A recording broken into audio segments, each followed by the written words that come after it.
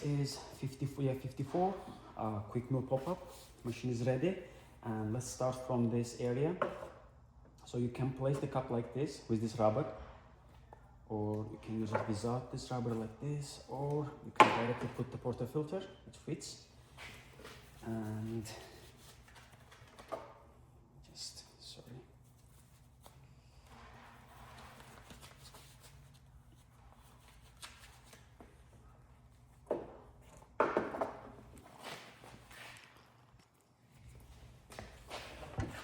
So clockwise direction, push the upper burr down, so it gets closer. Once you reach the 0 point, they touch. And when you go counterclockwise, it starts to increase the distance. Let me show you. So that grinder also has a similar issue, that it's the 0 point is just before the zero, through zero. Okay, once you reach the 0 point, you should hear this metal chirp noise, and all you need just go a little bit back, like this.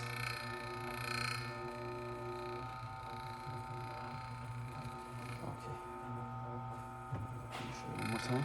Okay, this sound.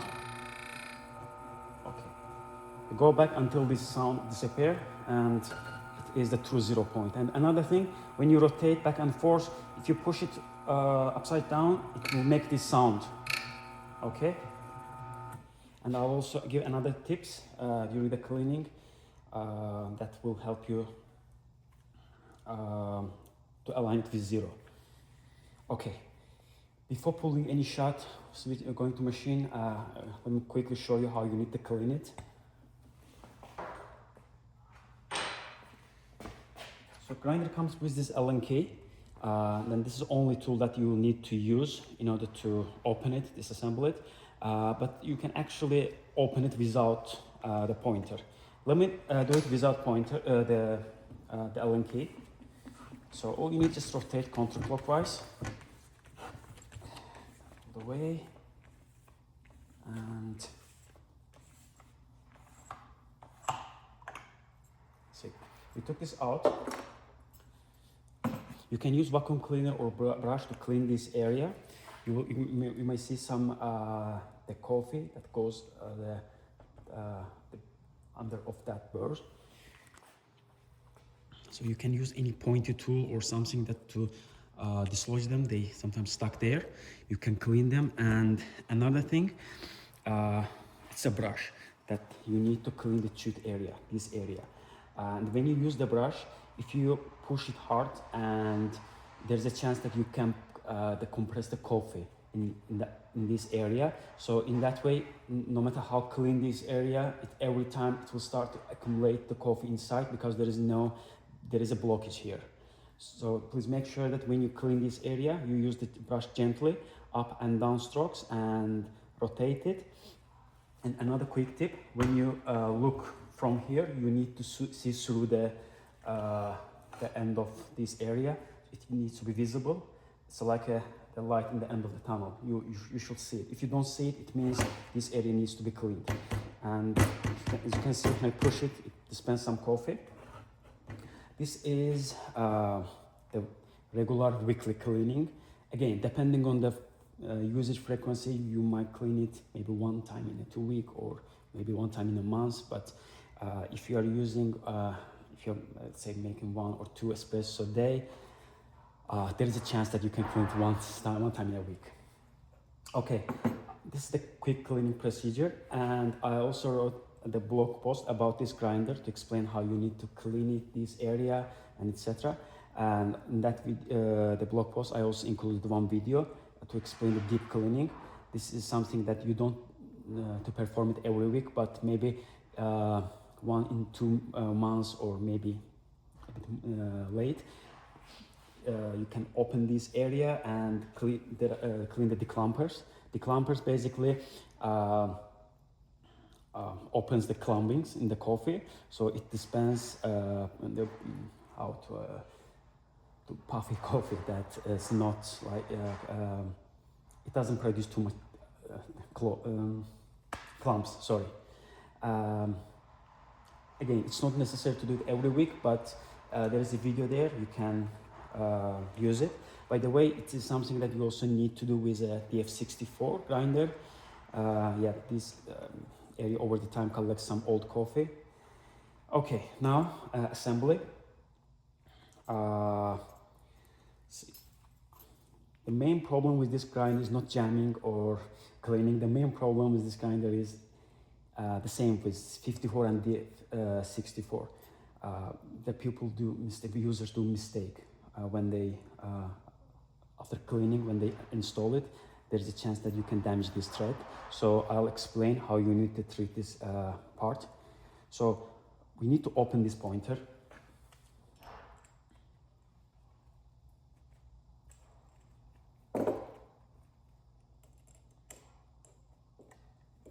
Again, this Allen key comes inside the box.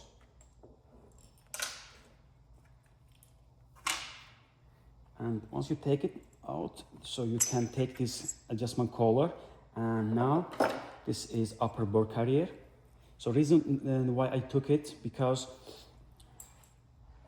if the pointer is there, I'm not able to see these extensions. There are 3 extensions here. They need to sit inside this rubber, and then you can safely tighten the adjustment collar. But if you don't remove the pointer, there's a chance that you can put it in a tilted position, and if you start to rotate it, these threads will misalign, and if you continue, it will damage the threads. And I'm letting you know because it will automatically violate the warranty. That's why it's most important information about this grinder.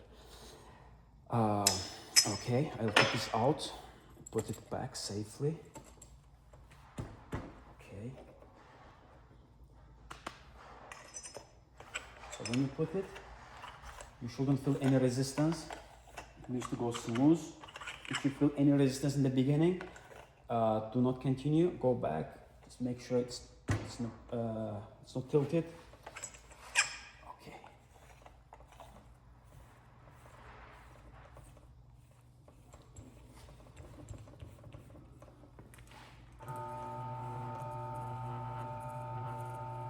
So you will feel the resistance till the end when you reach to 0 point, which is normal.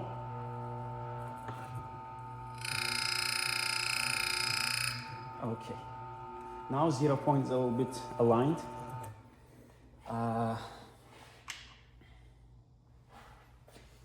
Okay. So this is called anti-popcorn lid. If you don't use it, the coffee beans might fly out. So keep it here, and the bellow. Okay. So now I'm going to weigh 18 grams of coffee, and I will do first shot with around, let's say 17.5, between 20 and 15. So depending on the extraction, we can go either finer or coarser direction. And before losing that screw, let me put it back.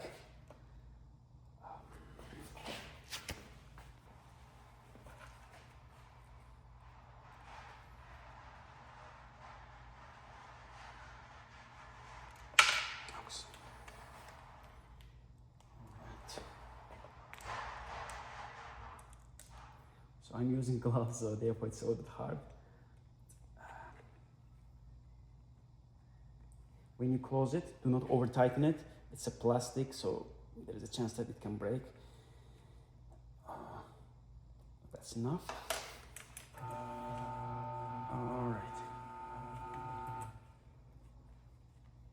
So I'll do 17.5.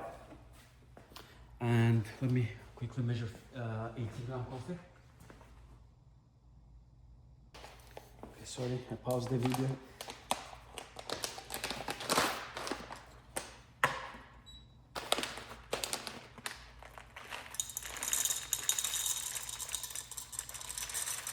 This is medium dark roast. Okay, 18.3 is okay. And let me bring one cup.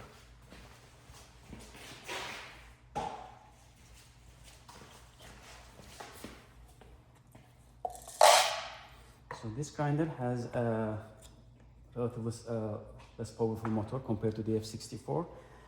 Therefore, with this grinder, it's better to apply hot start technique. Hot start means you run the grinder first, and whilst burrs are spinning, you start to feed the beans. So we set 17.5 in this.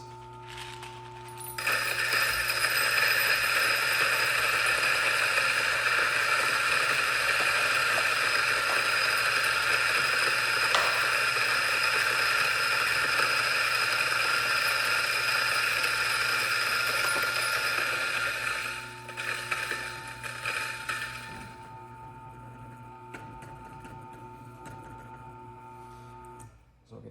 If you are using this cup with this rubber, in the end of the shot, if you press it several times, due to less distance, it will blow this coffee out. So if you are using like this, please take this out and then press it, okay? And as you can see, it keeps somewhat ground coffee. So yeah, it's better to push it a few times to make sure it dispenses all excess coffee. And this is the coffee, and as you can see, it fits perfectly to portafilter. And let me show you how I prepare the puck. Okay, let's keep it like this.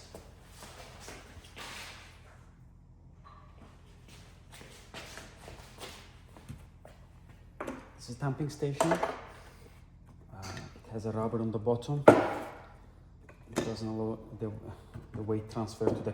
If you have a glass or wooden counter table, it's better to use a rubber mat or something like this.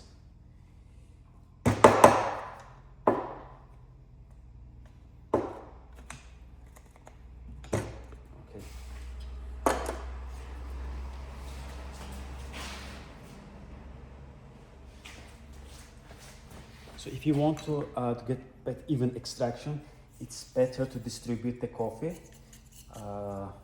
This distributing tool. You can find different products, not necessarily this one. Okay. And when you tamp it, try to apply around 15 to 20 kg weight. I know it's hard to measure it, but over the time you will build the muscle memory. Okay.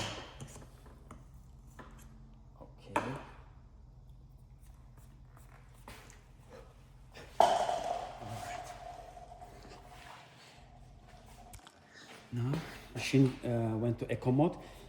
If you want to disable the eco mode, you can go to the menu and disable it. Okay, quickly about this machine.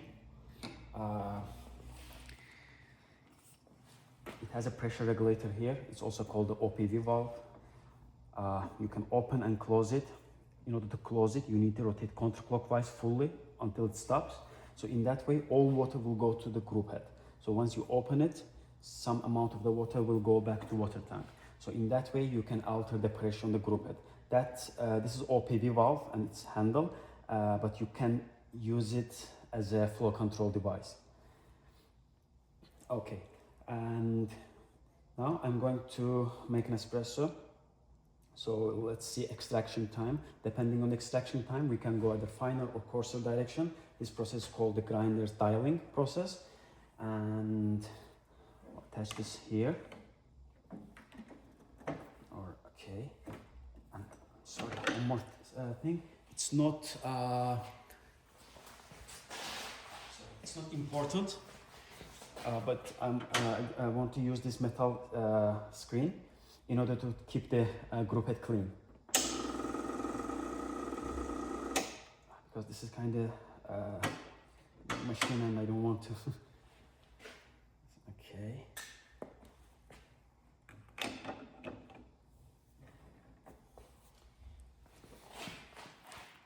So I'm not sure you know about the pre-infusion. If you don't know, pre-infusion is a name of the technique that you apply some water to the group head. In that way it gets wet, and once you increase the pressure, the extraction becomes more even. This process is called the pre-infusion. But it's not necessary to do it with every espresso. It's optional. It affects the taste of the espresso.